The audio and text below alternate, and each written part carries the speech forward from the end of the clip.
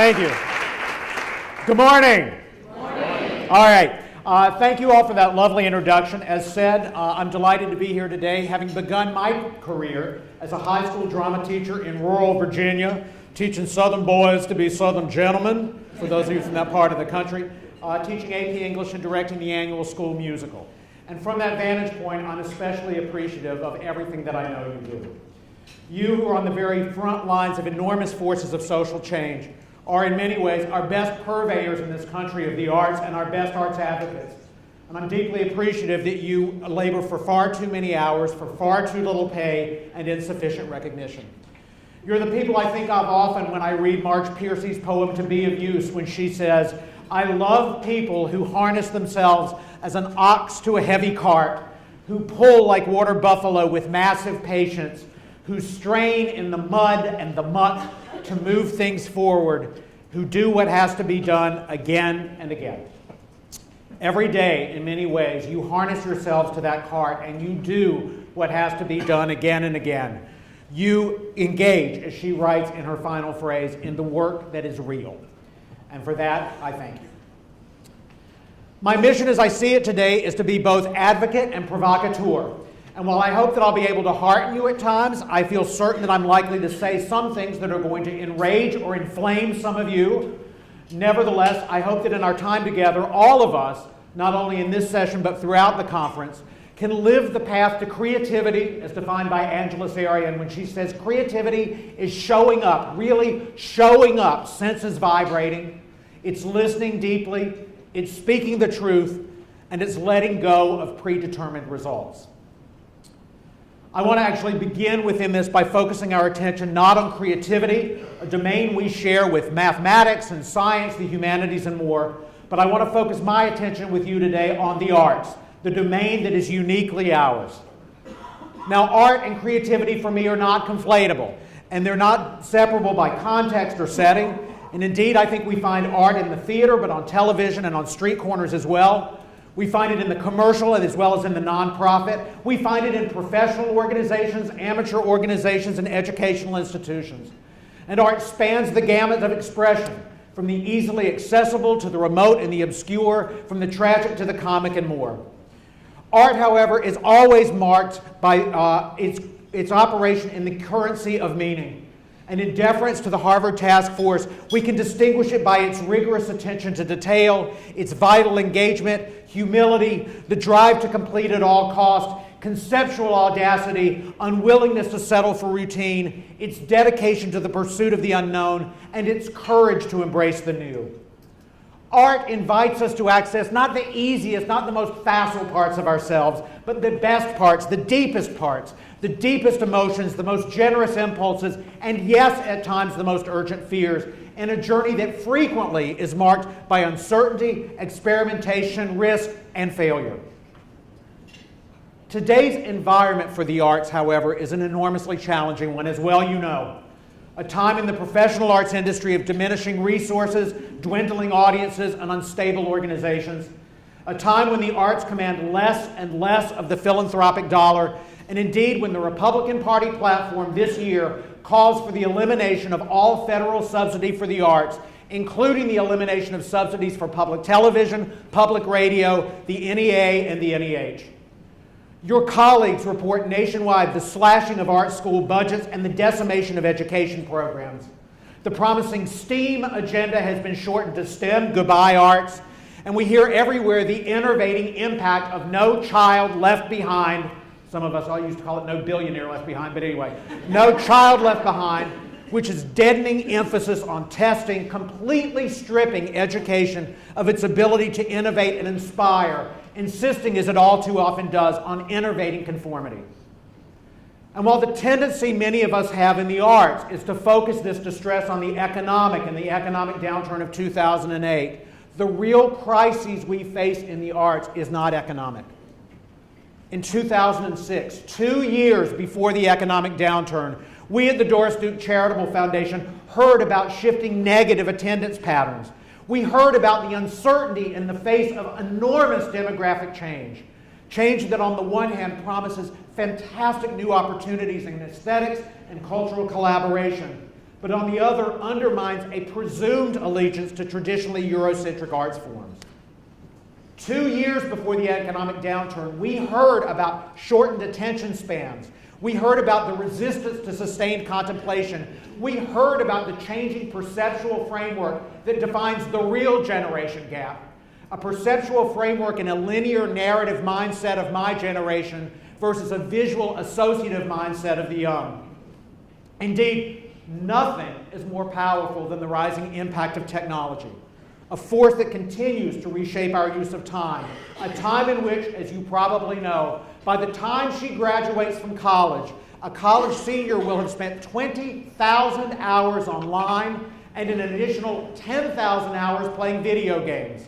A stark reminder that we now live in a world where video games outsell music and movie recordings combined, and video games are now reviewed in the arts and culture section of the New York Times.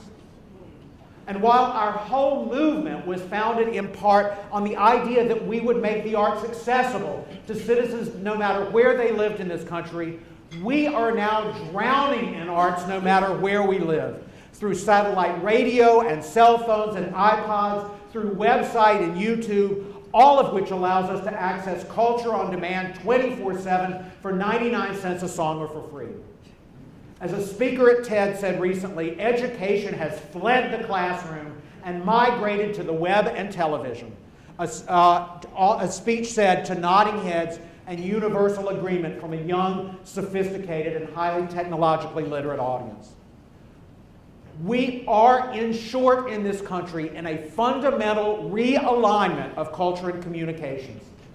Who we are, how we congregate, how we think are all being reshaped, evidence of which we can find not only in the live arts, but in the collapse of newspapers, the constriction of the book publishing industries, the death of music retail outlet, and in higher education, which now struggles to find its place in the advent of growth of online universities and massive online degree programs. Surely we see ourselves in the words of Adrienne Rich, the poet, when she says, "We are out in a country that has no language, no laws. Whatever we do is pure invention. The maps they gave us are out of date by years." And aren't you glad you invited me here to brighten your day?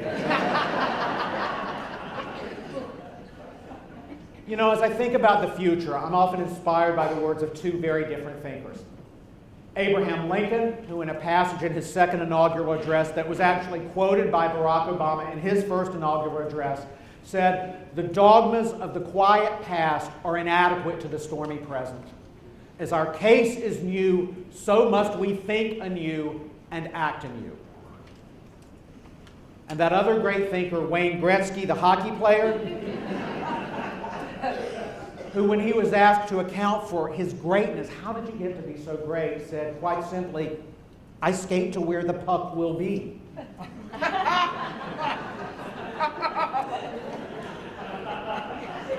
How is it in the arts that we skate to where the puck will be?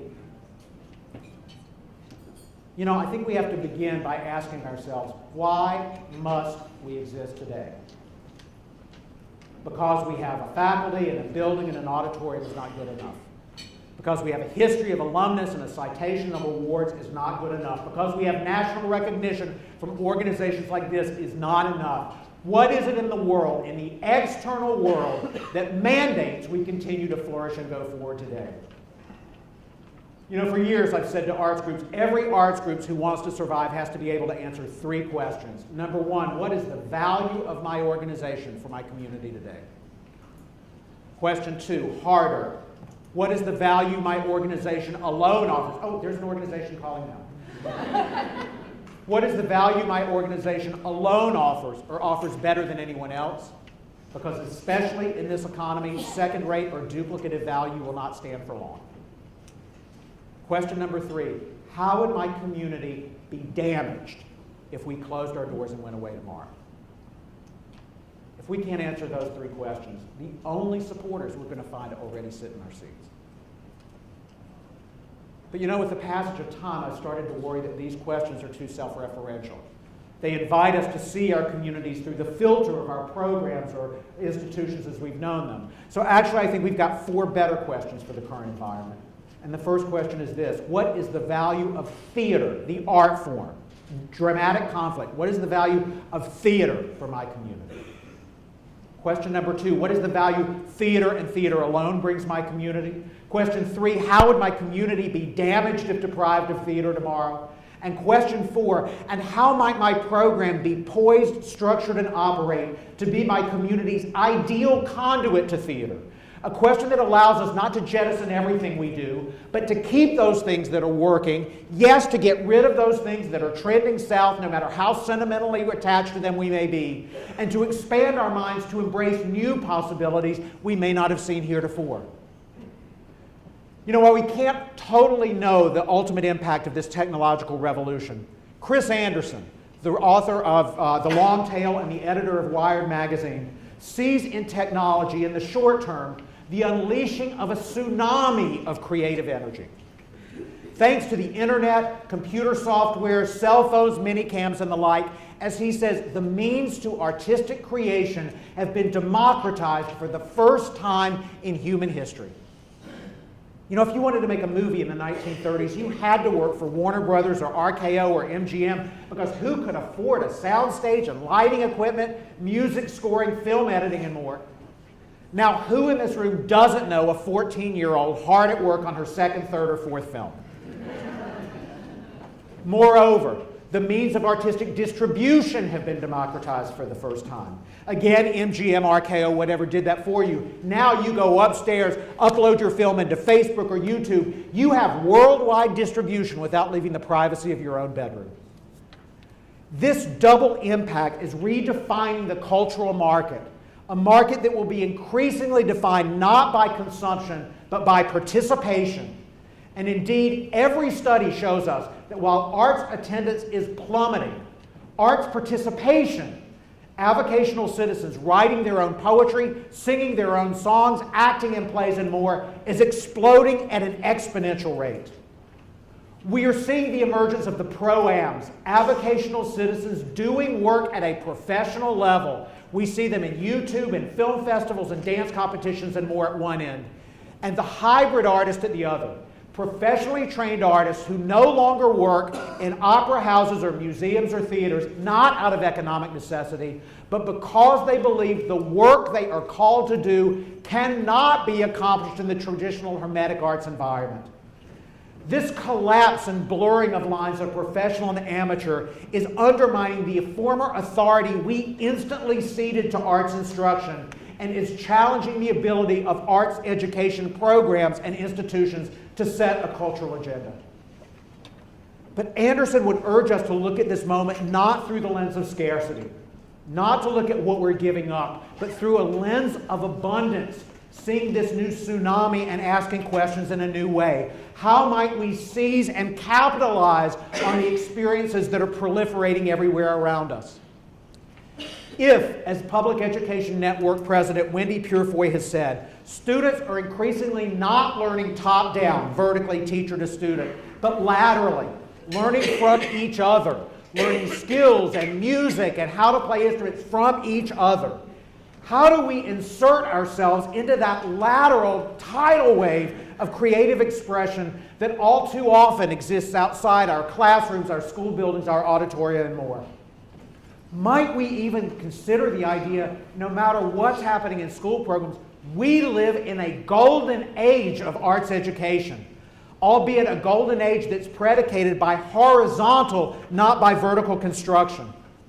And rather than bemoan the demise of programs that we see disappear, can we take our attention beyond the concert format that has been our traditional focus and explore how we too can engage in an entire new way of positioning the arts in our communities? You know, in the professional arts world, nobody is doing this better than Trey McIntyre and his organization called the Trey McIntyre Project. Interestingly enough, not called the Trey McIntyre Dance Company. And as a side note, I think that's revealing if you know your studies, you know actually art and theater are disincentives among the young to attend. You say to a young person, do you want to go to a theater? The answer is no. Do you want to go to a live performance? The answer is, oh yeah, bring it on. They are the Trey McIntyre Project. Trey is a choreographer who worked in Houston, Boston, San Francisco, and more, often with what's called a pickup company in the summer. In other words, he'd work during the regular season, but in the summer months, when those companies were dark, he would ask dancers from them to get together with him in the summer and continue to create work. After several summers of that, he decided, I want my own full-time company. At which point, donors in Houston and in San Francisco and in Boston said, come settle here, we'll write the check, we'll make it happen. And instead, deliberately, Trey decided to start his organization in Boise, Idaho, a town with no particular arts council, no dance audience, no particular arts allegiance. He began to get the attention of the public, not through billboards and flyers and newspaper ads, but through Spurbans, spontaneous urban events, where if you were downtown during the lunch hour in Boise, suddenly from 8 directions, dancers would appear, go for 3 minutes, and then split off into the noonday sun, leaving audiences going, what the hell was that? He launched his first production not in a theater or an auditorium, but in a drive-in movie theater, where the audience was encouraged to tailgate and drink beer during the performance. Before the dancers took the raised platform in front of that giant screen, they showed a documentary film that he had made. A film not about modern dance, not about Trey, not about the company, but a documentary in which every member of the company stepped forward and says, this is what I love about Boise. A strategy that had the community in the palm of their hands before they took the very first step. They reached out to the immigrant farm-working Basque community, a community that had been massively overlooked, to create dances with and for them. When it came time for the annual fundraiser, they turned to the visual arts community and said, anybody can paint a picture or sculpt an object that we will, about the theme of our work, that we will auction off together, with the artist keeping the bulk of the funds, but giving visibility to us all. And my favorite innovative entrepreneurial mindset, at the local bar where they exist in Boise, it's that bar, where they have basil-infused cocktails with muddled cucumber, and the bartender's a mixologist, it's that bar. They have decided to create a signature drink for every member of the company by name. You go in and order, I'll have a John Michael or I'll have a Trey. A strategy that overcomes the anonymity of the dancers that we all too often experience. That becomes an event to drink your way through the company. They'll try to get you to do it. Oh my God, I swear to God, I got through a John Michael and a Trey and I was on the floor in 2 beats and I hadn't even gotten to the dancers yet. But then in a smart marketing scheme, half of the proceeds for every drink sold go back to Trey McIntyre and Company. And in the single most important gesture of all, they have not linked themselves to an arts agenda. They have linked themselves to a civic agenda where Boise will be the future home of innovation. An agenda that is led by a 5-member team, the president of the University of Idaho, the mayor, the police chief, the head of the Chamber of Commerce, and John Michael Shirt, the managing director of Trey McIntyre and Company. They have persuaded the city council to give a $300,000 annual prize to the most innovative business of the year, which might or might not be an arts organization. An organization like Trey, who started a mere 5 years ago and is already one of the 5 largest modern dance companies in America, in Boise, Idaho, which has no foundations and nominal local support, arrived to embark on their most recent tour to find that the city, which had been indifferent to them half a decade before, had erected a giant banner over the airport, to their surprise, saying, "Farewell, Trey McIntyre and Company, Boise's cultural ambassadors to the world." They are fearless, they are generous, they are entrepreneurial, they are emblematic of the new ways in which the arts can behave in America today. And while our foundation where I work does not focus on K-12 arts education, we have been focusing on questions of innovation in higher education, many of which may inspire you by analogy. At Dartmouth College, for example, we supported a campus-wide 2-year symposium dealing with class and money. A symposium that brought together the psychology department, the sociology department, the psychology department, the business school, and the arts, with playwright Anne Galjour from San Francisco coming to Dartmouth to interview dozens of families who were losing their family ancestral homes to gentrification and rising property taxes. Stories she shared to the entire community through a play she created from those interviews, an event that led to a new depth of understanding, self-scrutiny, and responsibility that made what had been abstract real and human, and that has now placed the arts at the center of the long-planning efforts at Dartmouth College. At the University of North Carolina at Chapel Hill, my undergraduate alma mater, the university presenter partnered with the law school for a year to investigate capital punishment, offering exhibits and lectures and performances of The Exonerated, a play made from transcripts of innocent people wrongly convicted and consigned to death row. At Wesleyan College in Connecticut, choreographer Liz Lerman worked with the science department to explore issues of global warming. And indeed, at freshman orientation at Wesleyan, every freshman takes a week of classes on ecological responsibility, then works with a world-class artist like Bill T. Jones to create a new piece around that theme and presents it to the entire returning upperclassmen in the football stadium. At Northwestern University, Michael Road is using theater as an entree to civic discourse. At the University of Michigan, classical musicians are teaching med students how to listen to patients. In Nashville, chamber musicians are teaching MBA students and corporate CEOs new modes of collaborative leadership and leading through consensus. Indeed, at forward-thinking universities everywhere, even while university budgets are shrinking, arts budgets are growing. At Harvard, where the task force I mentioned is exploding the budget, at Yale, where the business school, the curriculum has been restructured to emphasize critical and creative thinking. At Syracuse University, where their president, Nancy Cantor, a psychologist, has championed the arts by saying the arts uniquely teach playfulness and responsibility. God bless her for that. Don't you want to be around playful, responsible people in this society right now? Amen, baby. At Syracuse, where they have engaged lighting designers to illuminate with new artwork the downtown skyline to broker new understanding with town-gown relations. At the University of Houston, where their new president has a three-part major agenda, one of which is the arts, and on and on and on. Indeed, all of these are inspired fundamentally by MIT, which says, innovation is useful knowledge for solving problems. If the arts are a way of knowing, like many of us believe, what is the useful information we have? And what is the problem we are trying to solve? Now, when we are at a critical moment in our nation's destiny, we must have the courage to embrace the new and the innovative and proclaim the rights of every child, that every child has the right to develop to his or her full intellectual potential through rigorous academics and the arts. Every child has the right to develop to her full physical potential through physical education and the arts. Every child has the right to develop to her full creative and spiritual potential through the arts. We must cooperate with the departments in other disciplines, not to fight over crumbs for a fixed or shrinking pie, but to cooperate, to use the words of Barry Nailbuff, to cooperate to grow the pie for us all, even as it is inevitable we will continue to fight for a piece of it. Especially at a time when we live in a moment of a nation beset with problems, we must repeatedly say, we are not part of the need, we are part of the solution. And indeed, however important we think we have been up until now, we will be increasingly important as the years unfold.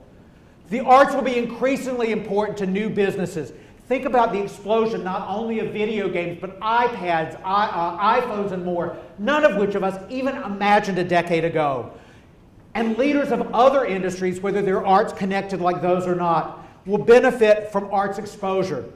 As Arthur Daniel Goldman has said in Building Emotional Intelligence and Working with Emotional Intelligence, the primary indicator of success in leading will be the ability to listen to others, empathy, the ability to motivate, commit, integrity, the ability to influence and accept change, the very principles we teach our students every time we take a stage.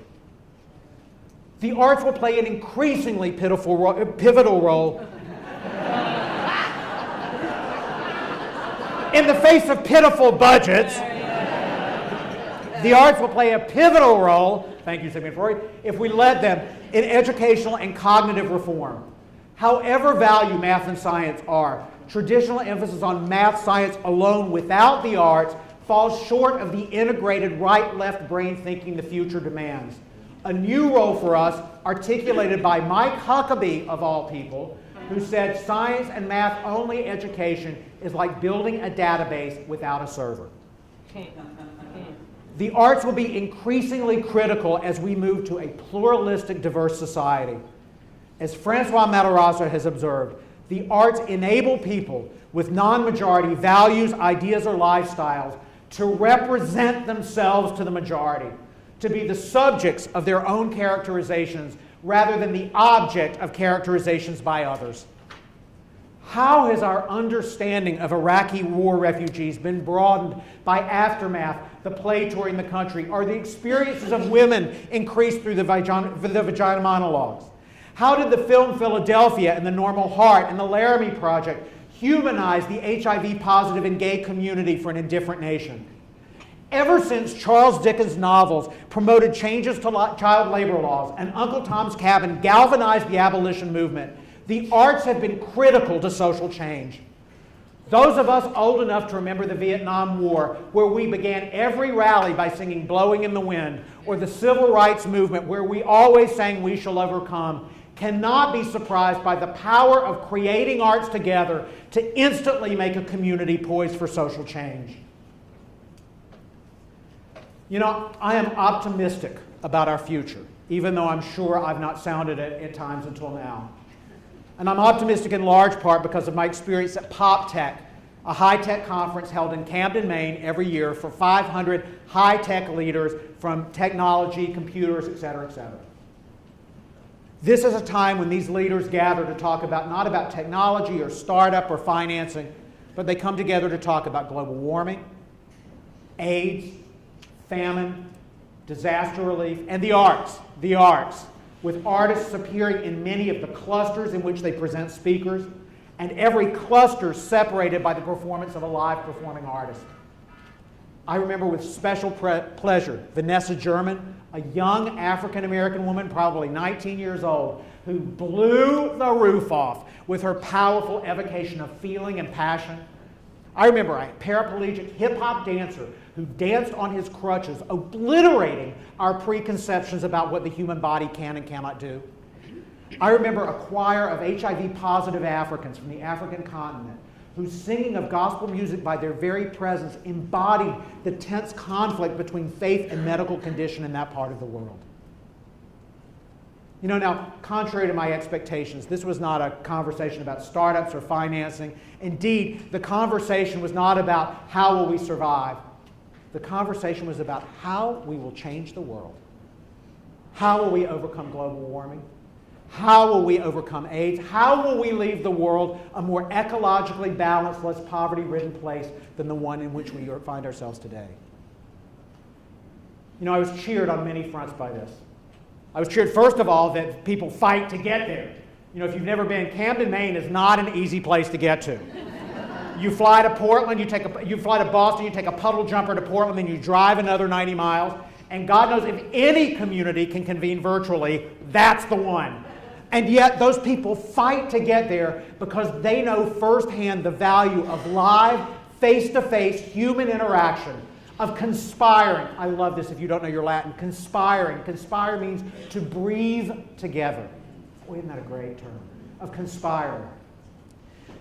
These people, when they were listening to speakers, had their laptops open, they were texting, they were tweeting, they were more, but when the artist took the stage, the computer tops closed, the people leaned forward because these people are anxious to slow down, to lead less frenetic lives, to find experiences that captivate, provoke, resonate, the very things we do every time we take the stage. They know firsthand the irony of material success without emotional fulfillment. And in a time increasingly dedicated to convenience, of hands-free parking and no iron shirts and microwave meals and more, there is value, irreplaceable value in the complex, the ambiguous, the virtuosic, and the real. Especially now, we must seize our role in the formation of our national character, especially the character of the young, who are increasingly subjected to bombardment of sensation rather than the digestion of experience. And in a time of onerous immigration laws, of hatred and rival tribalism, in a time when in subtle ways, in train stations and airports, with that announcement of ladies and gentlemen, please report suspicious behavior and suspicious individuals. Announcements that invite us to look at our fellow human being with hostility and fear and suspicion. Whatever else we do, we invite our audiences to come together to view their fellow human beings with generosity and curiosity. God knows if we have ever needed that capacity in human history, we need it now.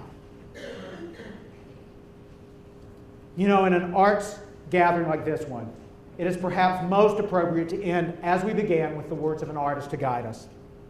These coming from the fantastic and my good friend Anne Bogart, who in A Director Prepares writes, "Do not assume you have to have some prescribed conditions to do your best work. Do not wait. Do not wait for enough time or money to accomplish what you think you have in mind. Work with what you have right now. Work with the people around you right now. Work with the architecture you see around you right now. Do not wait for what you assume is the appropriate stress-free environment in which to generate expression. Do not wait for maturity or insight or wisdom. Do not wait until you're sure you know what you are doing. Do not wait until you have enough technique. What you do now, what you make of your present circumstance, will determine the quality and the scope of your future endeavors. And at the same time," she writes, "be patient. Be patient." I'd like to salute all of you today, not merely as arts practitioners and arts advocates, but as social activists, encouraging as you do every day worlds of tolerance, compassion, empathy, and hope. I'd like to assure you that the hands of the Doris Duke Charitable Foundation are extended to you in friendship both now and for years to come. And I'd like to thank you for your kindness and your patience in listening to me this morning. Thank you and Godspeed.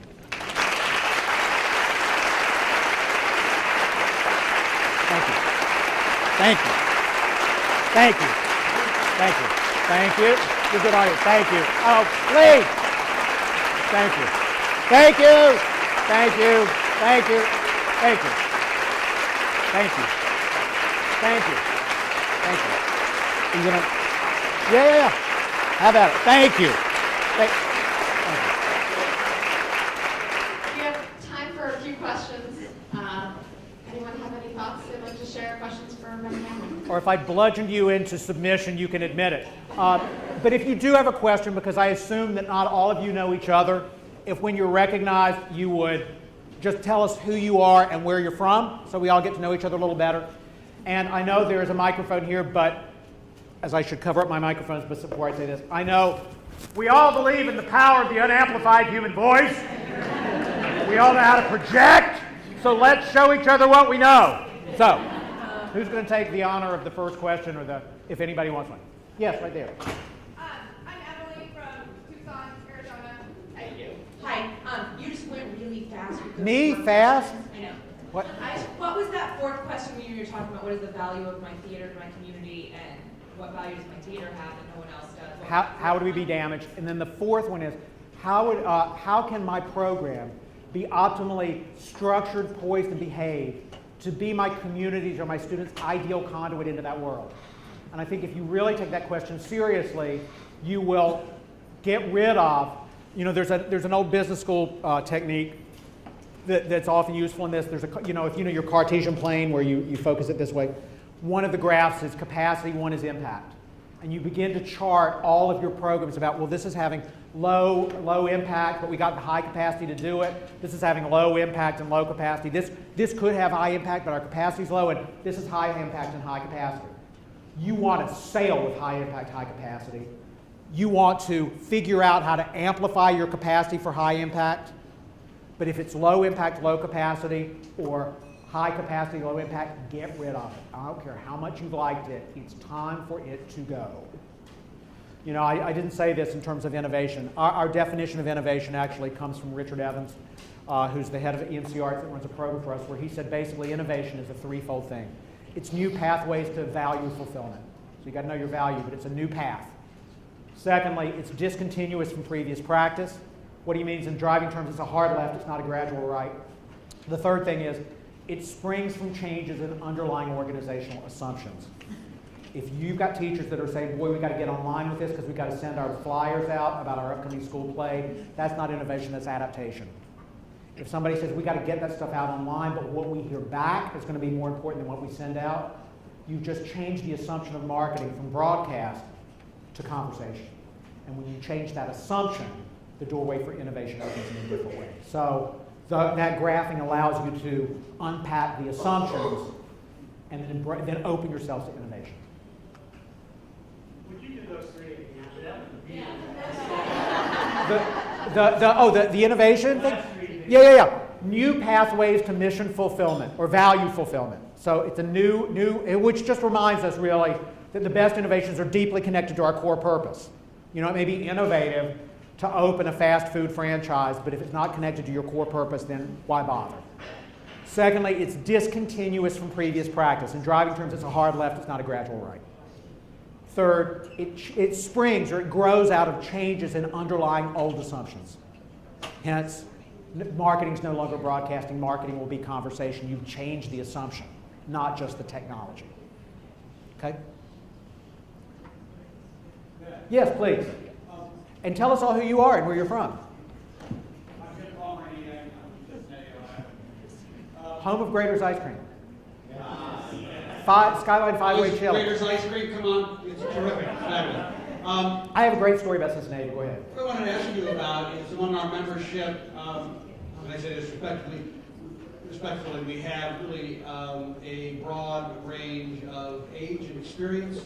And one of the things you and I have talked about, I think, was there is a generational divide between how people get and use their information. Yeah. Could you talk about that just a little bit?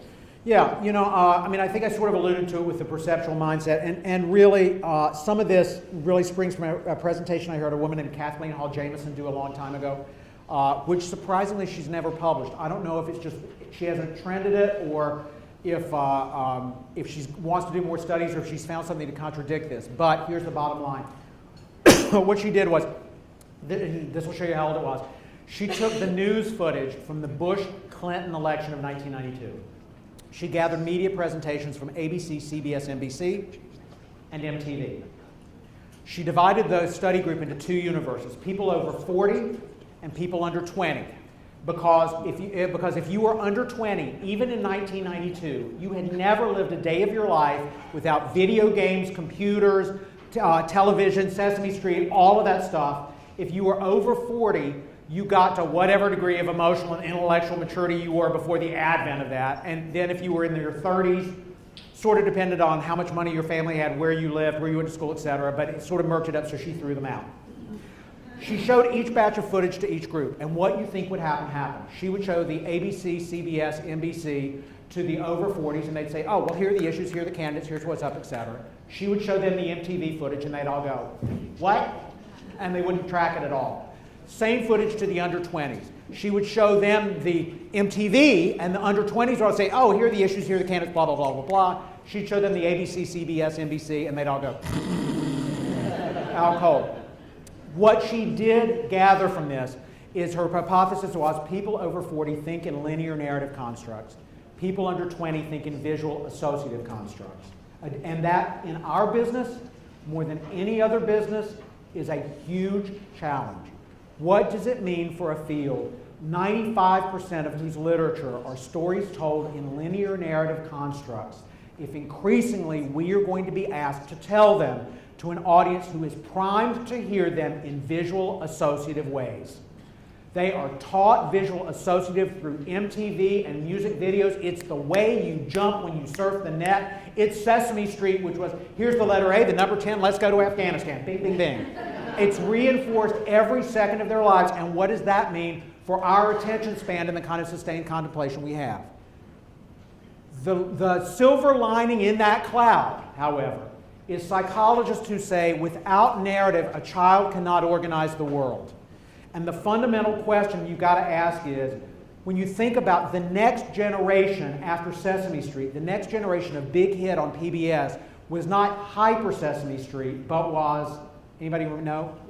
Blue's Clues, which was a narrative, linear story about a dog who solves detective mysteries through deductive reasoning. And if kids aren't deeply attuned to narrative as potential, someone please explain Harry Potter to me and how 8-year-olds digest 900-page novels, which then they recount to you in mind-numbing acute detail the next day. Yes, if I have one more discussion with a neighborhood child about Dobby the house elf, I'm going to slash your thing. So the real question is not either or. I think the real question is both and. Because I think what's thrilling about the future is increasingly kids have the capacity for both and. What we have to acknowledge is the balance of their exposure tends to tilt in the other way than where we are grounded. And that poses both a new opportunity for us, but a new urgency about how we're going to contribute to their intellectual potential. Yes, in the back, sir. Hi. Oh, I could have been heard with that one. sing out, Louise. Yes. My name is James Bentley. I'm from Olympia, Washington. Oh, great. You talked about the democratization of the arts through new media. Yeah. But have we lost the sense of quality along the way? Because anybody can produce anything, but quality is often suspect. Yeah, I'd say two things about this, and it's a great question. Number one is I think we need to be, part of the reason I emphasize the value question, when I was head of the NEA theater program, I was actually there from 88 to 92 in total, which were the years of the NEA for Maplethorpe and Serrano. That was when I was there. And when I went to Target stores afterwards to run their charitable program, the Target people, and I hope you call it Target, I hope you shop at Target, 5% of your profits of what you purchase go back to support education, environment, and the arts. The more you shop at Target, the more they have to give away. If you are shopping at Walmart, please do not cross my path, etc. However, I digress. You know, ultimately what they said when I got there, they said, boy, you people in the arts never got it, did you? And I said, why? What are you talking about? And they said, all you guys could talk about was quality. We were in the Maplethorpe trial in Cincinnati saying, what is it? Look, what is the quality of this painting? Look at the juxtaposition of light and dark. Look at the juxtaposition of the male nude to the flower. You were having quality-based arguments, but the questions your community was asking you were value-based questions. What is the value of having these pictures in our community? And so the conversation went like this. You didn't connect at all, and you left a populace that lost the case because of technicalities in the legal system, but they were hostile and they were suspicious, and you won no new friends.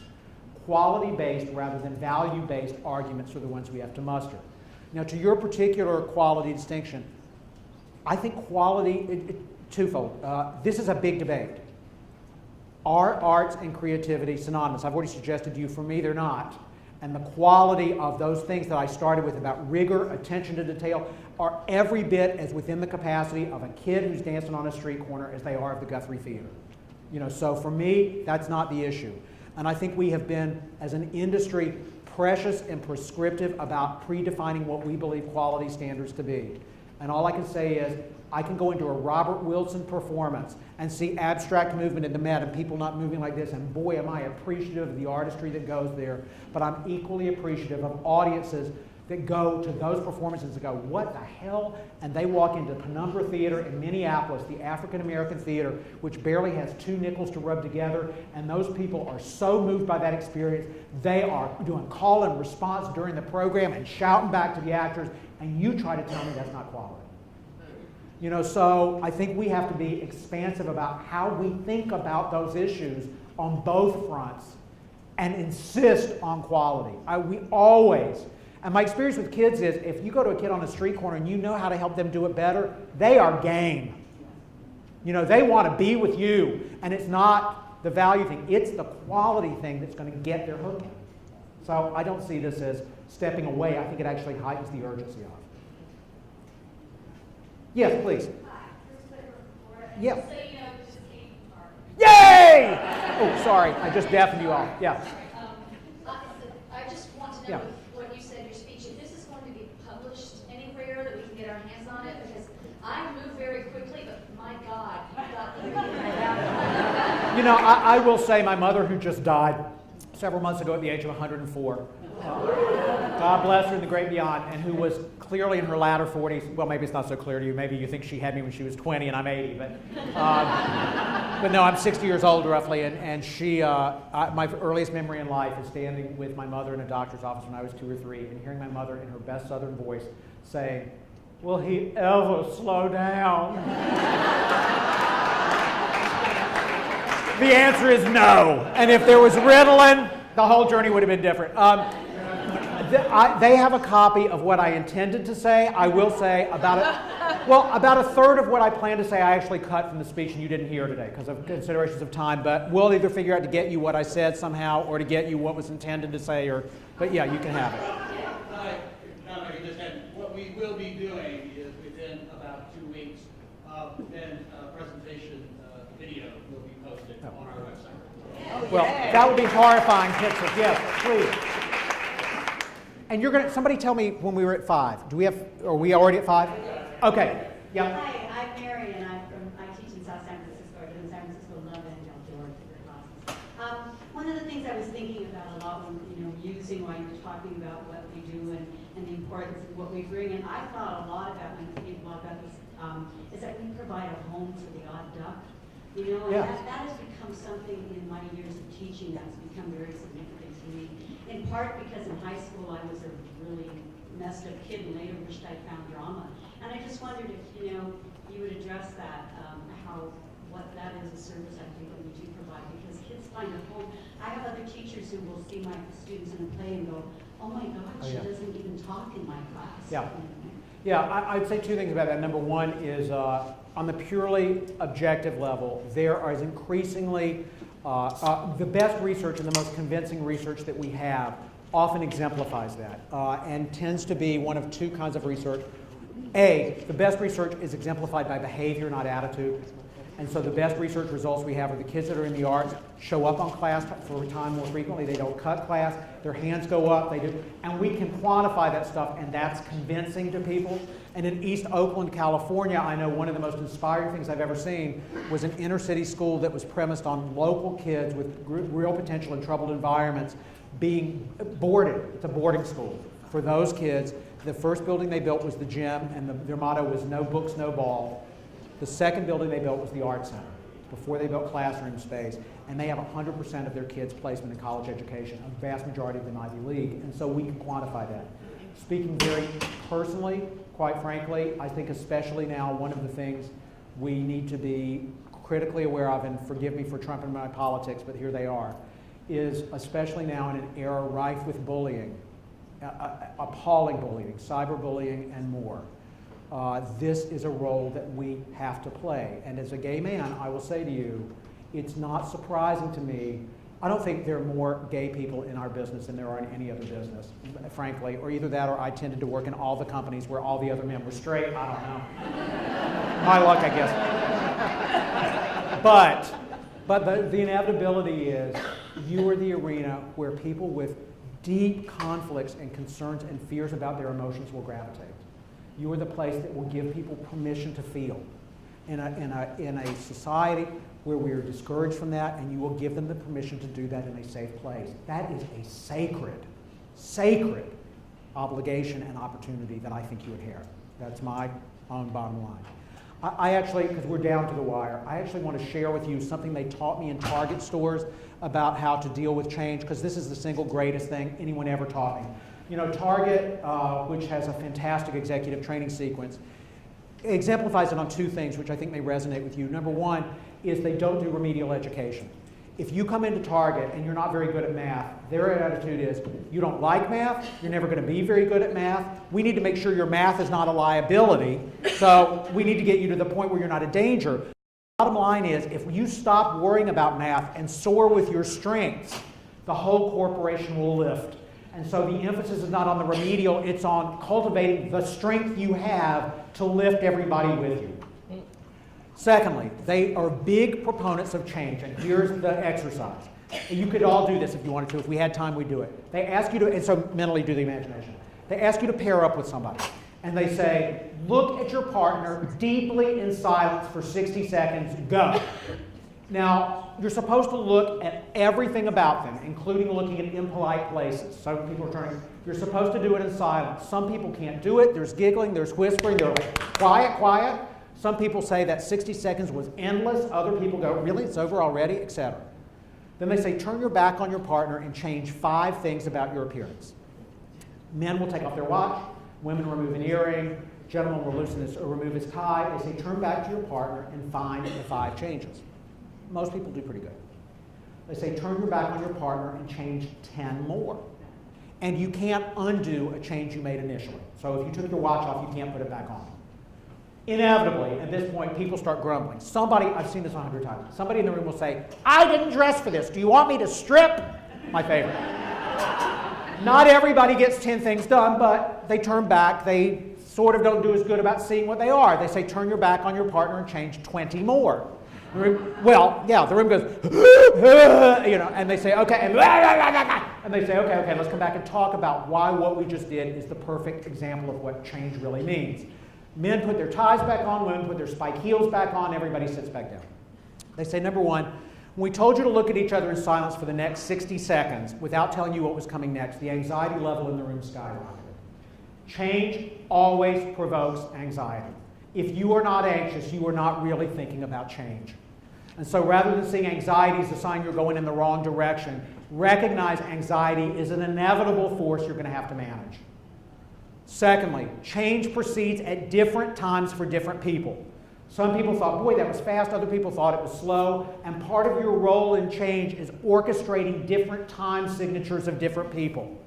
That's especially important to many of us on senior faculty who will say, okay, let's get rid of the new poetry program. We come back to the rest of the department and say, guess what? No new poetry, yay! And some people go, yahoo, right away, and other people will go into deep mourning. We've fought over that for 4 months. Why do we expect everybody to get on board in 2 hours? So how do we orchestrate change? Number 3, that's a 5-minute or that's a shut up? Okay, oh good, I'm not a problem. Number 3, the speed of change is ever accelerating. We went 5 to 10 to 20, the next one's going to be 40, then it's going to be 80, and while I wish I could tell you the world's going to slow down, we don't see it happening. And indeed, part of what we need to think about is sustainability, which we always think about. Sustainability is over. The future belongs to adaptive resilience, not to sustainability. And frankly, if you are wedded to your iPhone like I am, and your apps like I am, and your iPod like I am, and then you remember that the first iPhone was sold in this country in 2007 and is basically 5 years old, how can we possibly predict what the world's going to look like in 5 years or what's going to be sustained versus now? So get with the change. Now here's where the useful things really come in for me. And let's see if I can remember them all. The next is, when people are confronted with change, the first thing they see is loss. I took off my shoes, I took off my earrings, do you want me to strip? Change for other people means loss. Oh damn, I'm losing a big one. Change. Well anyway, we'll see if I can get to it in the end. The last 2 are the most profound for me. The reason you got stuck at 20 is because when confronted with change, people can typically only focus on the resources they already control. If we were doing this and I was feeling stuck at 20, if I turned to you and said, give me your glasses, I'm giving you my shoes, and you, sir, I want to have your shirt, I'm going to give you my belt, and you, I want that shawl from Target after all, and you're going to take my jacket. If I can divert my attention from what's mine to what's ours, we could go 20, we could do 40, we could do 80. We could be here this afternoon at 5 o'clock still coming up with new combinations for change. And the last one is when the pressure to change is removed, people resort to old behavior even though it's a less comfortable place to be. At the end of that exercise, you had your shoes off, you had your ties off. I've never worn a pair of spike heels. I hear they're not comfortable. I can tell you now, this ain't a day in the park. But the second the game was over, we put the ties back on, we put the spike heels back on, even though we were more comfortable at the end than we were at the beginning. The idea about change is how do we find incremental things we can test at a survivable scale? How do we celebrate the achievements to go forward? And how is it we keep the pressure on to change? Frankly, when you're confronted with change, 20% of people are going to go, Yahoo! I have been waiting for this so long, it is high damn time. 50% of the people are going to say, God, I just don't know. And then about 20 or 30% of the people are going to go, this is a really bad idea. Our tendency is to focus on the people who are saying it's really a bad idea, saying, no, let me help you understand why this will be good for our students and good for our program. The second we do that, we have legitimized their agenda, we have given them the power of the arguments, and if we focus on our 20% champions and the undecided, we can get critical mass and there is nothing we cannot do. I believe in this future there is nothing that you and your students cannot do. And I urge you to, again, of all else, remember that in a society of these problems, you are not part of the need, you are part of the solution. Please accept my deepest thanks for the time together. I am around throughout the rest of the conference. I'm happy to have conversations with you. And again, thank you for giving me the time today.